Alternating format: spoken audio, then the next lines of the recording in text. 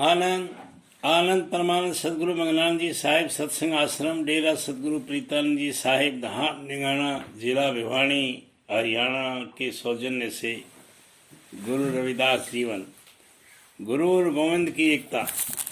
परमात्मा का साक्षात्कार करने के लिए किसी देहधारी पूरे गुरु या पूर्ण संत की आवश्यकता क्यों होती है, इसे समझने के लिए इस बात को भली भांति मन में बैठा लेना जरूरी है कि पूर्ण संत या सच्चे गुरु परमात्मा के व्यक्त रूप होते हैं। सच्चे गुरु और परमात्मा के बीच कोई अंतर नहीं होता। अहंकार ही मनुष्य और परमात्मा के बीच एकमात्र आवरण या पर्दा है। सच्चे संत इस आवरण को पूर्णतः दूर कर अपने आप को परमात्मा से उसी प्रकार एकाकार कर देते हैं जिस प्रकार नदी समुद्र में मिलकर एकाकार हो जाती है।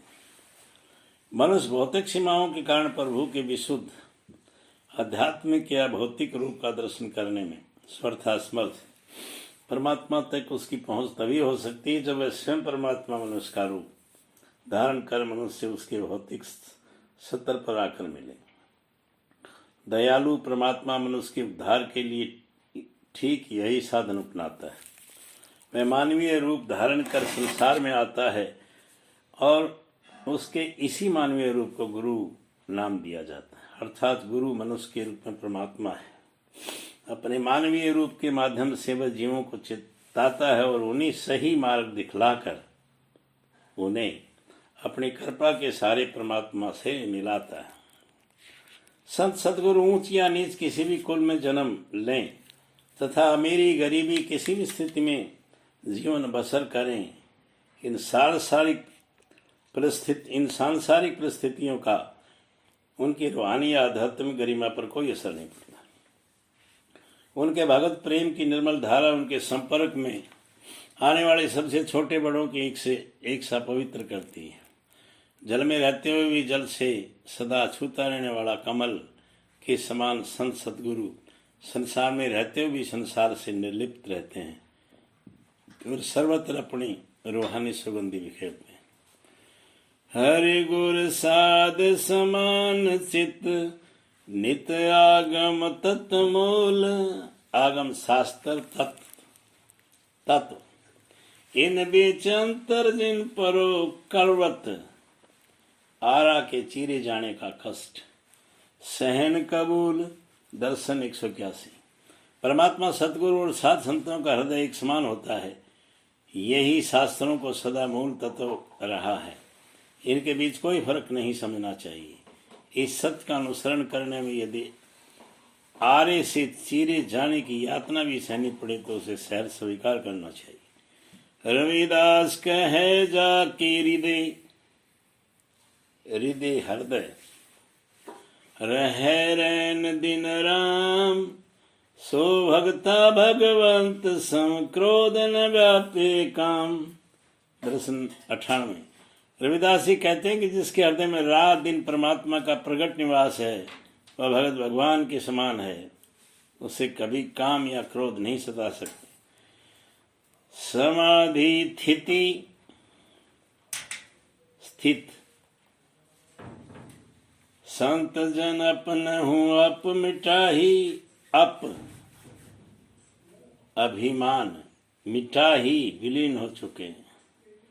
जिमी गंग समुद्र मिले रविदास समुद्र विलही।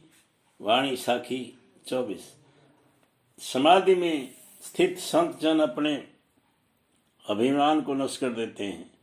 जिस तरह गंगा नदी समुद्र में मिलकर अपना अस्तित्व खो देती है, उसी प्रकार रविदास जी परमात्मा रूपी समुद्र में मिलकर विलीन हो चुके हैं, अर्थात अपने आपा भाव को लुप्त कर चुके हैं।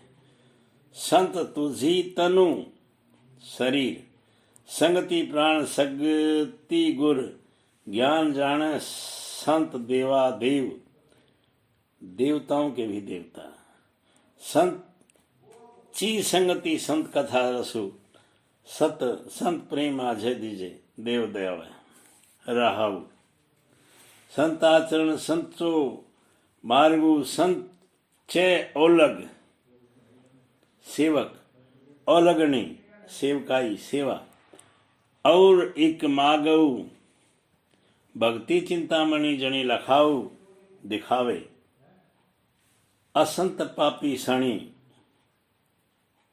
सात संगति। रविदास बने जो जाने सो जानू, संत अंततः ही अंत परमात्मा अंतरु नाही।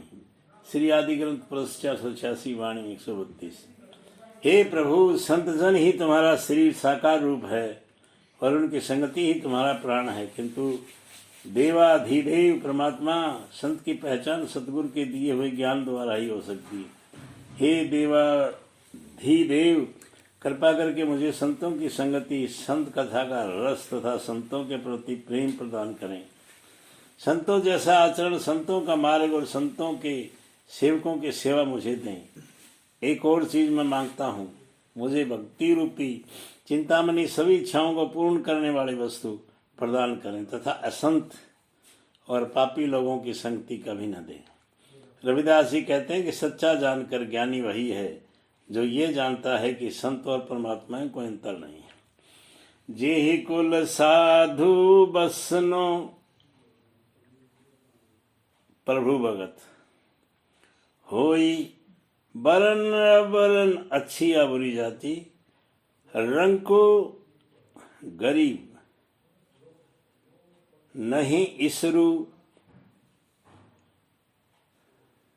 मालिक राजा बिमल बासु जानिए जगी सोई, ब्रह्मन वैस शूद्र अरु क्षत्रि, डोम चंडार मलेच्छ मन सोई, होई पुनित भगवंत भजंत, आप तारी तारे कोई दई, धन सो धनी सुगाऊ, धनी सुठाऊ, धनी पुनित कुटुम सब लोई, लोई लोग जिन्हें पिया सार रसु तजय आन रस, होई रस मगंडारे भिखु विष होई, पंडित सूर छत्रपति राजा, भगत बराबरी और न होई, जैसे पुरन कमल पात्र है जल समीप, बनी रविदास जन्मे जगी ओई वही। श्री आदि ग्रंथ पुरुष 858 वाणी 128। जिस कुल में कोई सच्चा प्रभु भक्त पैदा हो जाता है, वह ऊंच वर्ण का हो या नीच का, राजा हो या रंक, उसकी पावन सुगंधी सारे संसार में फैल जाती है। ब्राह्मण, क्षत्रिय, वैश्य, शूद्र, डोम, चंडाल या मलेच्छ, अपवित्र मन वाला कोई भी व्यक्ति क्यों न हो, वह परमात्मा के भोजन से पवित्र हो जाता है।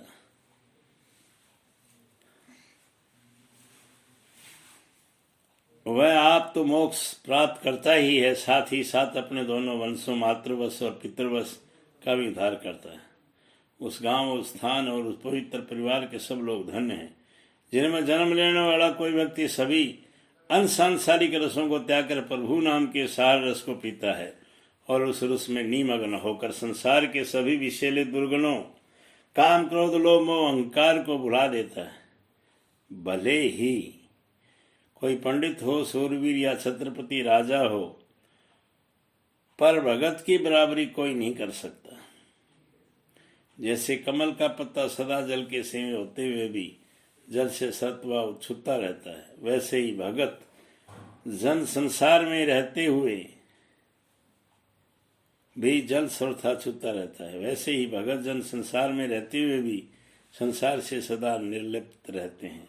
रविदास जी कहते हैं कि वैसे भक्तों का जन्म ही संसार में सफल है। ईश्वर साक्षात्कार लिए गुरु की अनिवार्यता।